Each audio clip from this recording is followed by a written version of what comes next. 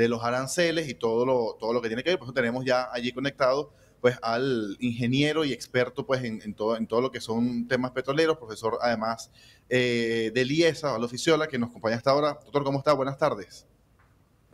Buenas tardes, Octavio. Buenas tardes, Valentina. Buenas tardes, Santiago. Un placer estar con ustedes hoy. Bueno, lo primero que le queríamos consultar, doctor Ficiola, es este tema de Chevron, que quizás es lo que más tiene que ver con Venezuela en este momento. El fin de semana confirmaron este regreso del crudo, que entendemos no es que el barco llega de nuevo al puerto, obviamente no es así, pero un poco tiene que ver con el tema de esta presión internacional hacia la industria petrolera, cómo está la industria petrolera, cómo está el petróleo a nivel mundial, compartiendo este punto más local, más venezolano, con el tema de Chevron. Claro. El tema del sector petrolero internacional, por ponernos en el contexto, es que estamos recibiendo todavía los coletazos de la enorme crisis que ocurrió la semana pasada por la decisión del presidente Donald Trump y la Casa Blanca de imponer aranceles a diestra y siniestra a los demás países del mundo, produciendo en cierta medida un shock dentro de la Bolsa de Valores de Nueva York. Entre eso se vio afectado el petróleo.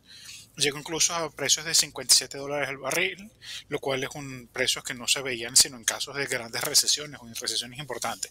Para darles un contexto, en esas condiciones el petróleo norteamericano, específicamente lo que se obtienen de fracking en zona de Permian Basin o el yacimiento de Permian en Texas, no son rentables si se pierde dinero produciendo crudo a esos precios. Entonces aquí es donde el crudo venezolano es el muy buen candidato. Nuestros crudos son mucho más económicos en costos que los crudos norteamericanos. En promedio el crudo venezolano tiene un costo de producción entre unos 20 y $25 el barril en promedio. Y por supuesto poder venderlo a una tasa normalmente colocada de unos $60 por barril, 65, que es el promedio que tenía PDVSA, nos ponía en una condición interesante para poder comercializar los crudos. Recordemos que los crudos venezolanos no son crudos como por ejemplo West Texas International, que es un crudo muy ligero. Nuestros crudos son crudos medianos, mucho más densos, mucho más espesos, densos, y adicionalmente tienen grandes concentraciones de azufre y de otros metales que hacen muy complicado su proceso de refinación. Solamente refinerías preacondicionadas, como por ejemplo en el sur de Texas, en Corpus Christi, están en condiciones de poder procesar ese tipo de crudo. Entonces, que a Chevron le hayan denegado, por decirlo de una forma, la entrada de este crudo, en parte porque Estados Unidos ahorita está lleno de crudo, hasta una parte importante, si no ha logrado movilizar todo el crudo del que está en producción. Entonces, bueno, para recibir este crudo mejor dejarlo afuera. Entonces Chevron se vio obligada a tener que devolvérselo a PDVSA para que PDVSA, bueno, lo manejara en función de su discreción.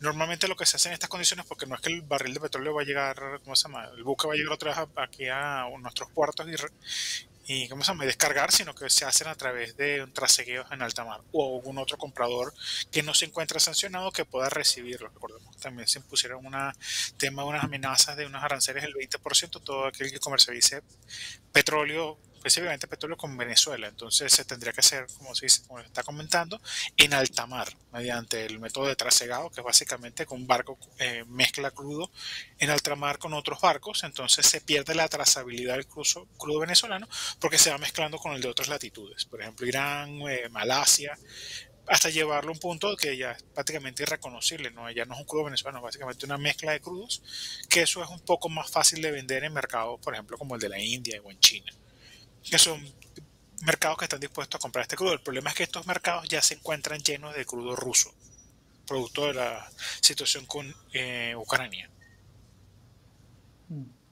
Osvaldo, esta caída en principio, digamos, de los precios del petróleo y todo lo que tiene que ver en función de lo que estamos hablando, en principio, ¿tiene que ver exclusivamente con el tema de los aranceles o tiene que ver también con todo, digamos, la situación que se está dando alrededor del mundo, con la incapacidad de los mercados para manejarse en medio de todo esto, también con la, digamos, inexperticia que puede crear en algunos países el hecho de los movimientos que está haciendo los Estados Unidos, digamos, ¿por dónde viene el tema? En efecto, sí, lo que manejamos en el mercado es que la situación que se está presentando en el petróleo es lo que se conoce como un shock de demanda. ¿Sí? Está ocurriendo un shock en la demanda de crudo, que en este caso los Estados Unidos y Norteamérica, al imponer sanciones de una forma tan, no, sanciones no, aranceles de una forma tan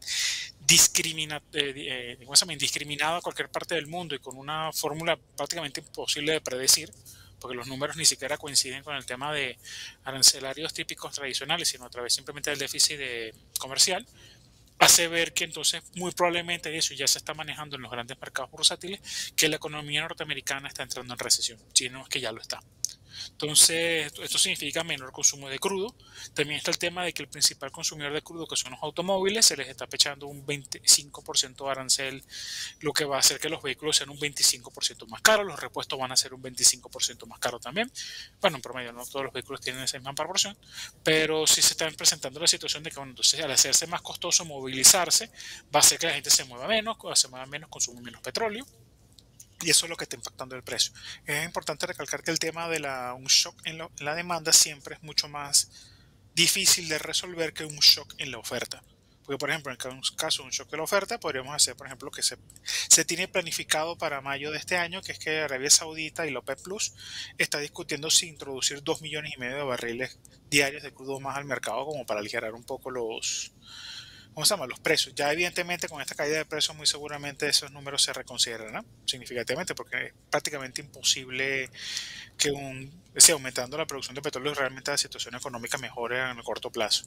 Normalmente el precio del petróleo, como saben, como se hace a través de mercados, son costos marginales. Entonces, el barril de petróleo que más costoso es el que al final determina el precio de crudo.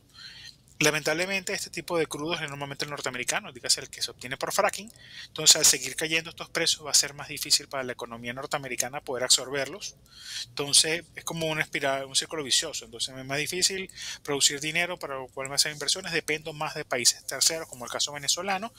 Entonces aquí la situación a corto y mediano plazo se ve que la situación muy probablemente cuesta un poquito de trabajo poder recuperar esos precios del petróleo.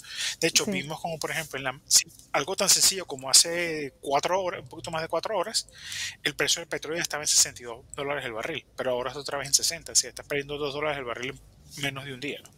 Sí, en medio de ese círculo vicioso que mencionas, Osvaldo, ¿qué tan fácil va a ser entonces empezar a buscar otros mercados si ya todos están bajo estas condiciones, bajo la incertidumbre si va a haber más sanciones, o incluso qué tan, digamos, va a ser viable hacer todo este procesamiento adicional al crudo para buscar otros mercados si lo que va a terminar generando es que sea mucho más costoso? O sea, ¿qué tan fácil o en cuánto tiempo se va a poder revertir el impacto que estamos viviendo hoy?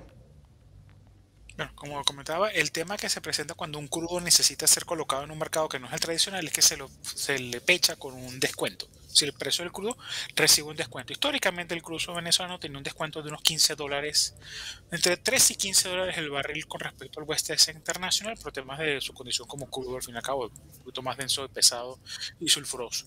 Al tener que hacerlo por estos métodos, digamos, caminos verdes, que donde tienes que comercializarlo en mercados que no son tradicionales y que tienes que mezclarlo, ese riesgo te lo cobran. Entonces, por ejemplo, en caso de eso no se ha registrado temas como, por ejemplo, que los descuentos alcanzan $35 por barril, lo cual prácticamente hace inviable, no inviable, pero reduce horrorosamente los niveles de ganancia PDVSA.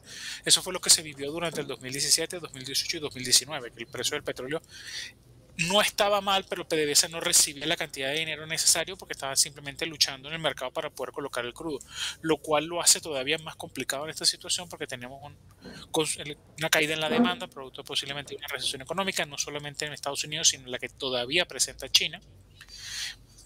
Está el tema de que el mercado está inundado por crudo ruso que ya está siendo comprado con descuentos porque es un crudo que no puede ser legalmente o oficialmente comercializado por tema de sanciones. También tenemos el tema de que probablemente se quiere aumentar o la cantidad de crudo que se está produciendo ahorita excede los niveles que necesita a nivel mundial. Entonces el escenario es terrible para PDVSA y para el sector petrolero en general porque estamos hablando que prácticamente todos los componentes que te hacen bajar el precio los tienes juntos.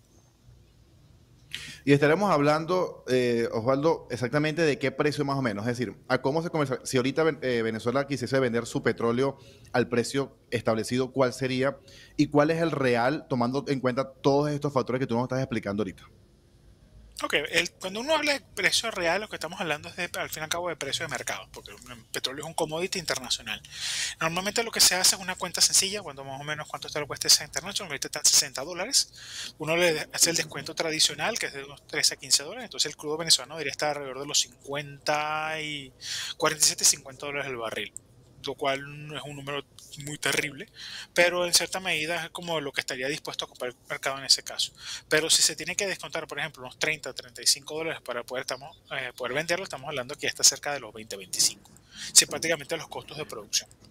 Evidentemente el caso venezolano tendrá que ser evaluado, bueno, en qué mercado, pues, hasta qué punto es rentable para Venezuela comercializar ese crudo, si se puede comercializar crudo por diésel y cosas de ese tipo, que ya serán temas que tendrá que manejar PDVSA directamente con sus, ¿cómo se llama? Sus comercializadores, digamos, piratas. Esto se le conoce en la industria como piratas, como que Exacto. no cumplen el principio de piratas del siglo XVIII y XVII.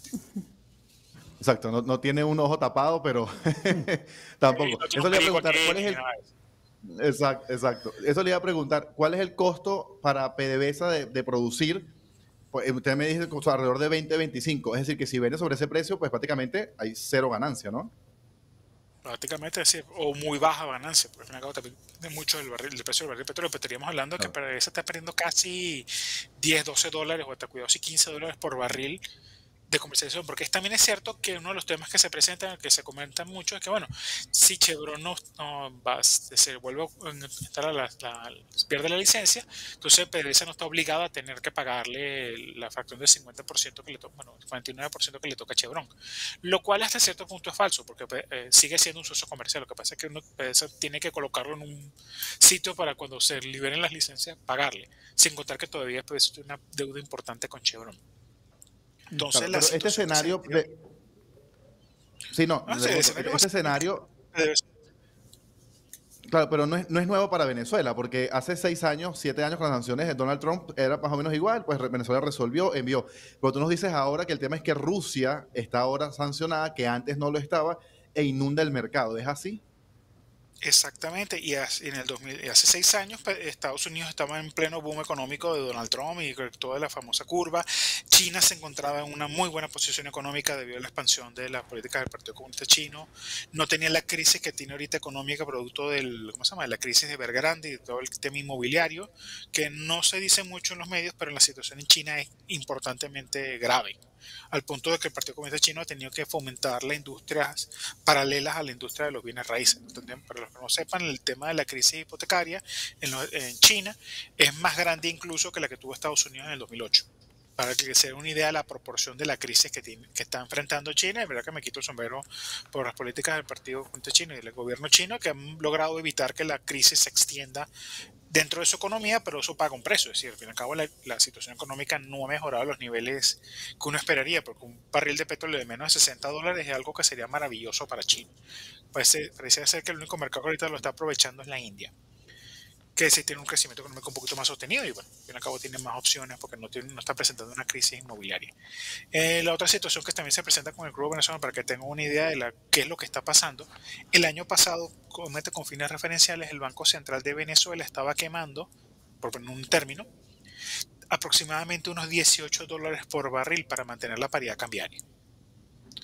Del tercer trimestre del año pasado, prácticamente él dejó de hacerlo o lo redujo mucho menos, entonces estaba aproximadamente unos $8 por barril. Y mira lo que le pasó al precio del dólar en Venezuela, la paridad cambiaria. Y este año, imagínense, si ahora vas a tener todavía menos de esos dólares, ¿qué va a pasar? Entonces vemos como el escenario no pareciera ser muy esperanzador para Venezuela, pero todavía hay opciones. Aquí lo que se le invita a PDVSA y al ministerio es que entienda que ya ese escenario de donde la industria petrolera fuera 100% estatal ya es un escenario que sencillamente es inviable.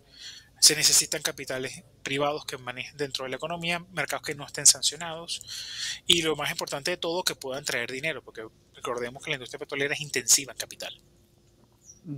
Osvaldo, aprovechando tu experiencia y lo fácil que nos explicas la situación para que la gente que evidentemente no está relacionada con el día a día del petróleo pueda entender.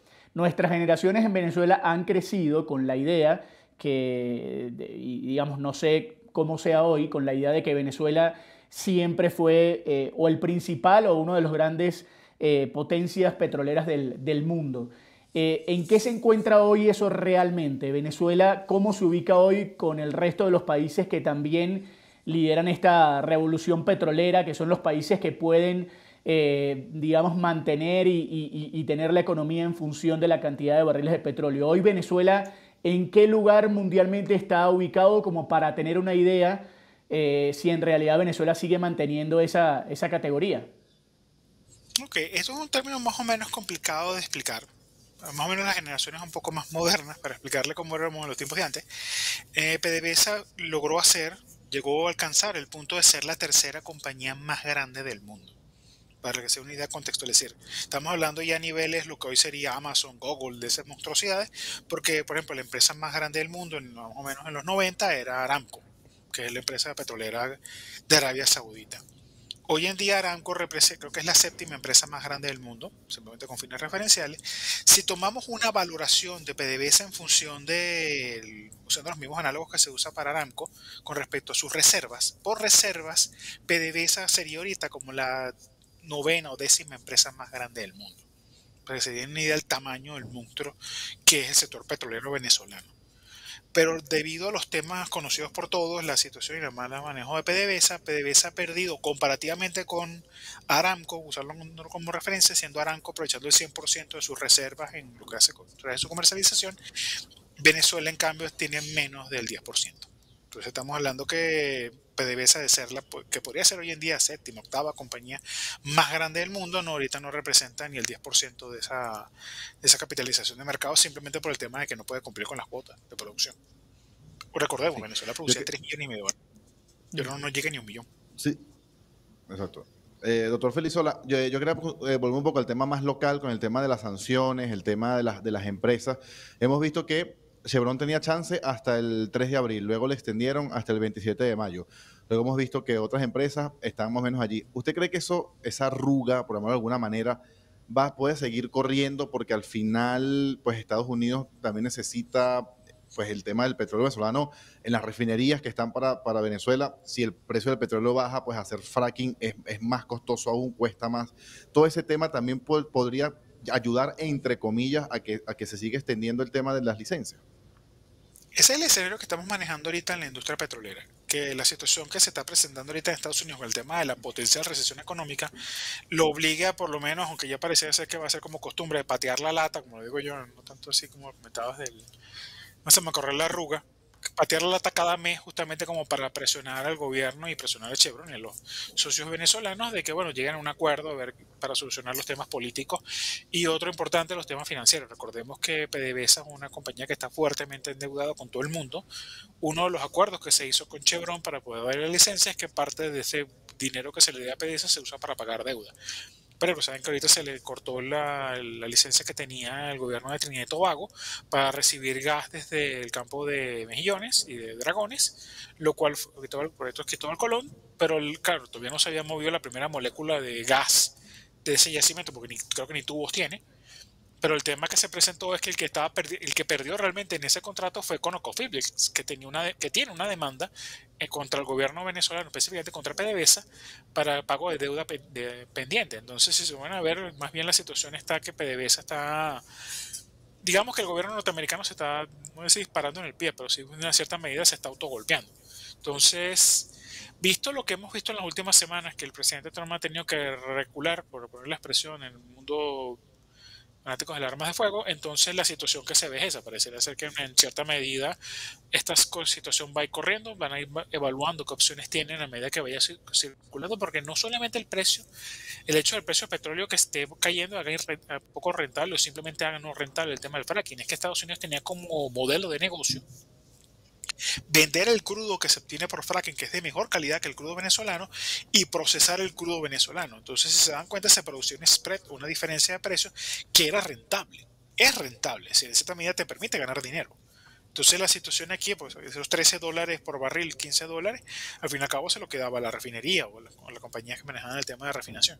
Entonces, en cierta medida es una muy buena ganancia y una muy buena oportunidad para el mercado petrolero americano y venezolano de aprovechar la coyuntura, pero también depende mucho del tema político.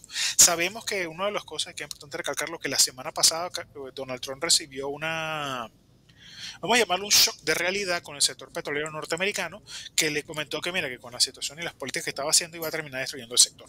Hasta el punto de que inclusive hasta el senador Ted Cruz está ya haciendo las primeras voces de alerta sobre que este sistema no está funcionando.